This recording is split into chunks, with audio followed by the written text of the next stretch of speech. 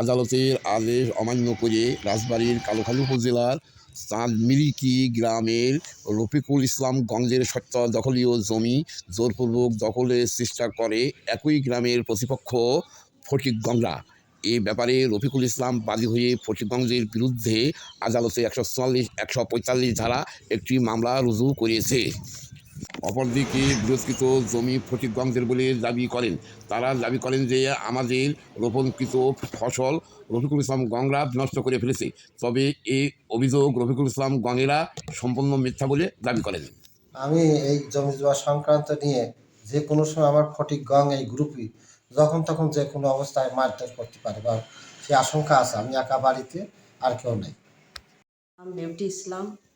আমি ছোটকাল থেকেই দেখছি এই জায়গা জমি নিয়ে মামলা চলছে আমার কাকা আর আমার আব্বুর। আমার আব্বু মারা গেছে, আমার এক কাকা বাড়িতে আছে, আমাদের লোকজন কেউ নেই, সবাই বাইরে চাকরি করে। বর্তমান আমার কাকাই আছে। এখন এই জমি নিয়ে প্রায় ওরা হুমকি দেয়, মারধর করে। আমরা ভয়ের জন্য আমাদের দেওয়ানি মামলা চলতেছে দীর্ঘ অনেক বছর ধরেই।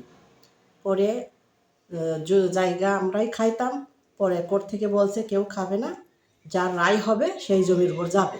আমরা যাইও না, আমাদের কেউ নাই, আমরা জমির উপর যাইও না। কিন্তু ওরা জমির উপরে চাষ করতে গিয়েছে। তখন আমরা কি করবো, আমাদের তো কেউ নেই, আমরা আইনের আশ্রয় গেছি।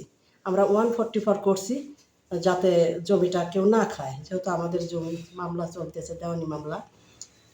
কিন্তু ওইটার থানায় আসার পরে ওই 144 কাগজ নিয়ে থানার থেকে দারোগা ওদেরকে নিষেধ করে যে এই জমির মামলা চলতেছে, এই জমির উপর 144 করেছে, আপনারা এই জমির উপর যাবেন না, মামলায় যার রায় হবে সে তখন যাবে।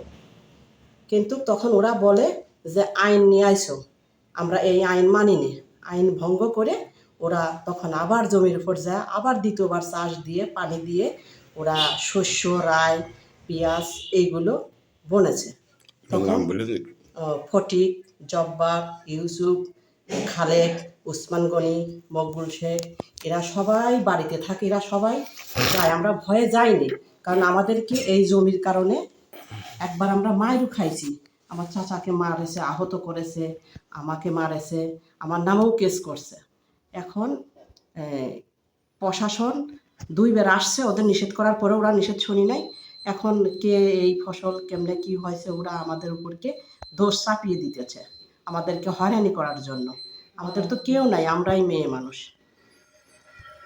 এখানে 144 চলছে, মামলা চলছে এর উপরে। তারা জমির উপরে ফসল ফলাইছে, এই জমি কে মারছে আমরা জানি না, আমাদের কেউ নাই, কিন্তু আমাদেরকে দোষারোপ করতেছে।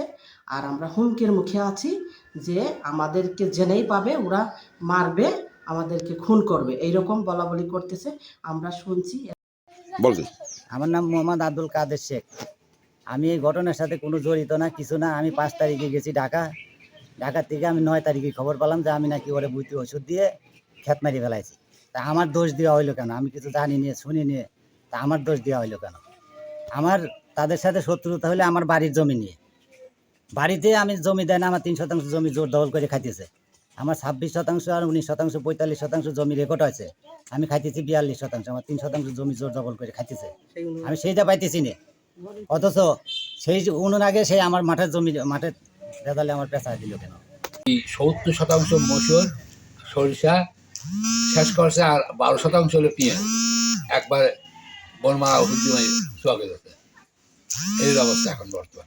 আমি এর জন্য থানায় করতে অভিযোগ দিছি, এবং ওই তার তদন্ত আজকে আইছিল, আর গতকাল সাংবাদিকরা ওনারাও আছে ভিডিও করে নিয়ে ঠিক আছে। আচ্ছা, ঠিক আছে।